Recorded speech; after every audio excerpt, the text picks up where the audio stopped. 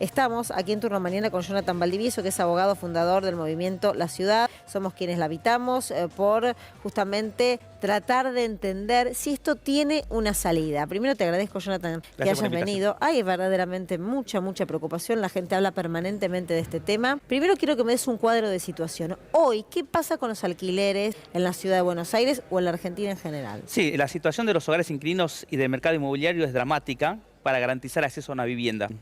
Para entender el contexto, por una parte, las ciudades están sufriendo un proceso de inquilinización. ¿Qué significa? Que cada vez hay más hogares inquilinos. Esto se debe a que hace 40 años que las familias argentinas no pueden acceder a una vivienda en propiedad porque no hay créditos hipotecarios. El gobierno se retiró a partir de la dictadura, dijo se encarga el mercado a través de los bancos y los créditos. Pero perdóname, hubo una etapa con el kirchnerismo donde hubo planes para poder adquirir viviendas. Digo, ese podría ser una excepción a lo largo de estos últimos 40 años. Hubo como pequeño momento de excepción. Los años del kirchnerismo, una parte con los créditos suba, pero no generó un sistema masivo de acceso a los créditos de la dictadura hasta ahora, ¿no? Hay como un consenso de que el sistema hipotecario fracasó para acceder a una vivienda en propiedad. Y eso se ve en los números. Del 90 hasta acá se duplicó la cantidad de hogares inquilinos en Argentina, pasó de un 10 a un 20%. Y por ejemplo, la ciudad de Buenos Aires, que son los lugares del sector inmobiliario más concentrado, se pasó de un 20 a un 40% los hogares inquilinos. Así que es una problemática bastante grave que afecta a millones de personas, ¿no? A nivel país, aproximadamente 10 millones de personas, a nivel de la ciudad,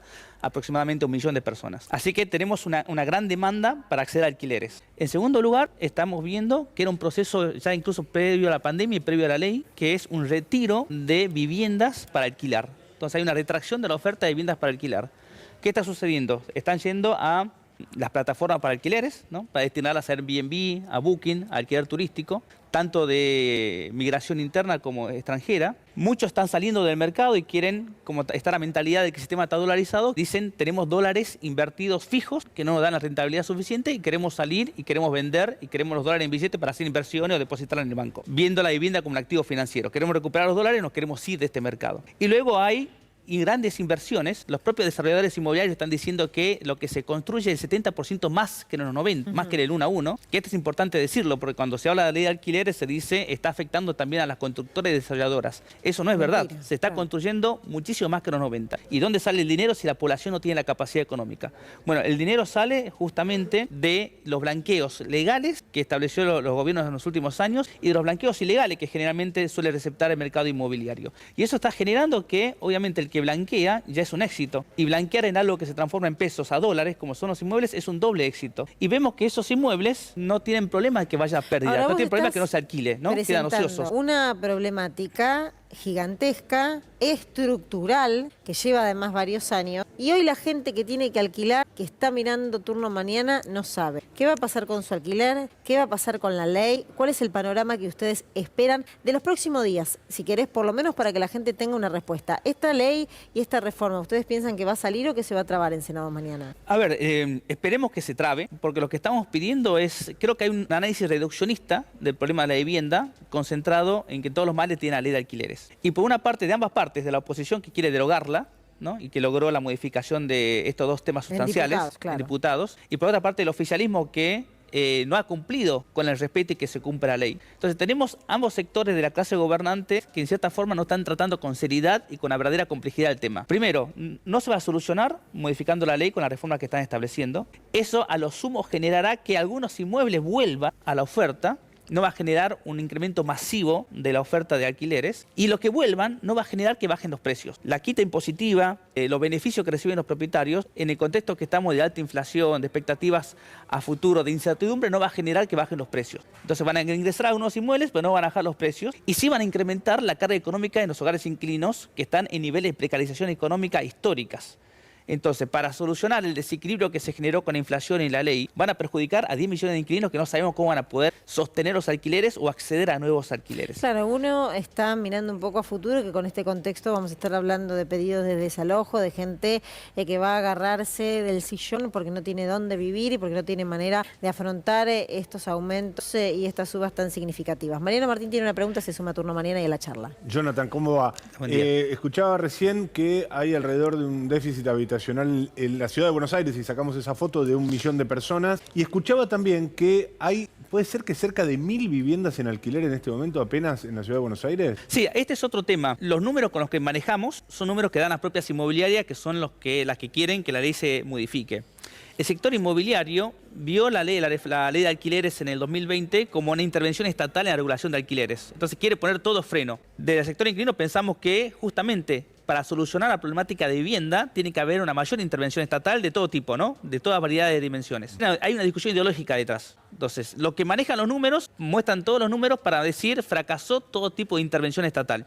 Otros pueden decir la intervención estatal ha sido muy deficitaria, hace falta más intervención. Salvando esa cuestión, sí, los números que da el sector inmobiliario es una reducción alarmante de la cantidad de inmuebles ofertados en alquiler, que prácticamente la mayoría se fue a tres destinos. Los inmuebles están a la venta, están ociosos, con las grandes torres suntuosas que se van construyendo en la Ciudad de Buenos Aires y quedan deshabitadas, y la plataforma de alquileres. Claro, porque ahí también hay otro dato que me parece que complementa que entre el déficit habitacional y la cantidad de viviendas en alquiler, que es ¿cuántas viviendas están vacías? Porque eso no sé si está mensurado cabalmente, pero me parece que también lo que mostraría es, bueno, efectivamente, existe el déficit habitacional, hay pocas viviendas en alquiler, pero hay un mercado potencial que se está autorrestringiendo, sea porque la ley no le satisface, sea porque hay una especulación, pero hay una cantidad de viviendas vacías en la Ciudad de Buenos Aires que probablemente esté muy arriba de la media internacional. Con los propios números del gobierno, en la Ciudad de Buenos Aires existe aproximadamente 200.000 viviendas vacías de un parque inmobiliario de 1,5 millones. Así que estamos hablando entre un 15% de vivienda vacía, que sería suficiente para, si uno haría una traslación lineal, para solucionar el problema habitacional. ¿Ese porcentaje se acrecentó en los últimos tiempos? Fue acrecentando. El gobierno había estipulado entre un 8 y 9% hace como 8 o 9 años, y ahora los últimos números dieron un 15% de viviendas. ¿Y se debe a qué? ¿A especulaciones? ¿Se debe a qué? Es lo que hablábamos, ¿no? Esto no se puede analizar si no se analiza. El mercado inmobiliario no es un mercado cerrado. No es que si damos beneficios, los inmuebles no van a escapar a otro mercado. Los inmuebles están escapando a otro mercado, ¿no? Pasan de ser vivienda a ser activo financiero. Entonces,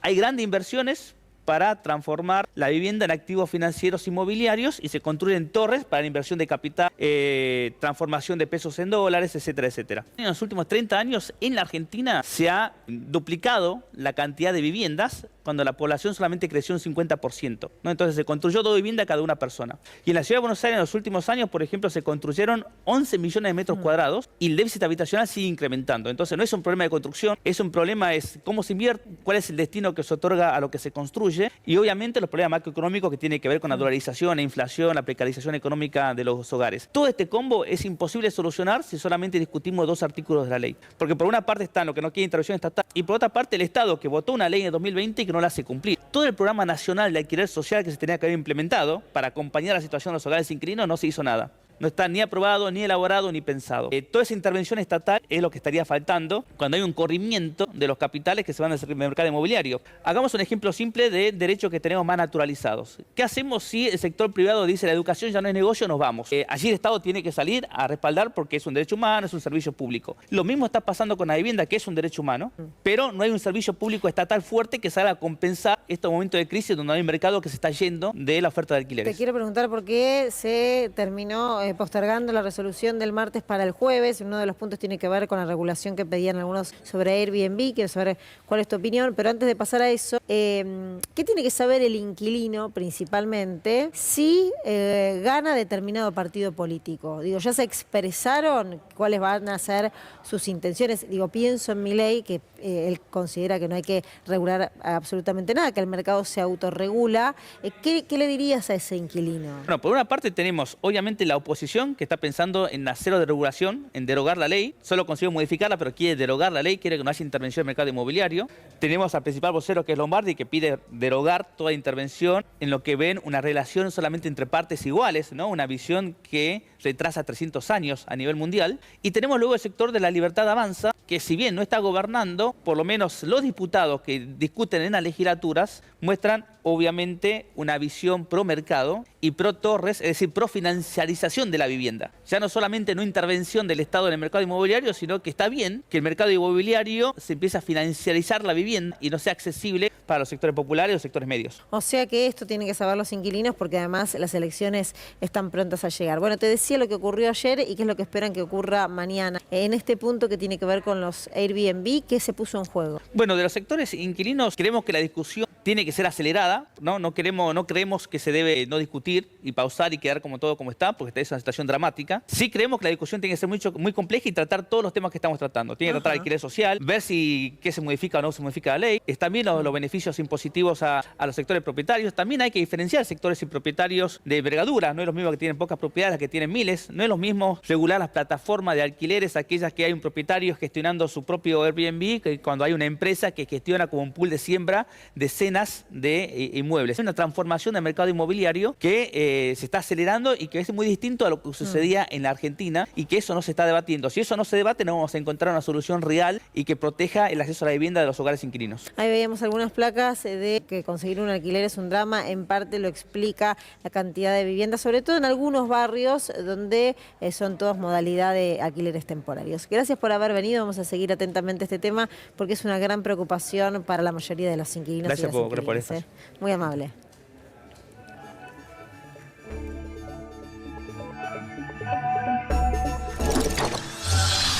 Nos llama Dani Miche para hablar del US Open, para hablar de los argentinos. Queremos saber todo lo que está ocurriendo con el tenis nacional. Dani, ¿cómo estás? Hola, Lu, aquí estamos. Llueve en Nueva York, 9:47 de la mañana. A propósito del tema Airbnb, vos sabés que Nueva York acaba de sacar un reglamento donde se cancela en Manhattan los Airbnb. Tenés que hacer contratos por lo menos de un mes de duración. O que el dueño de la propiedad resida en el apartamento de Airbnb. Lo digo acotándolo porque Nueva York regula este tema. Bueno, se largó con todo a llover.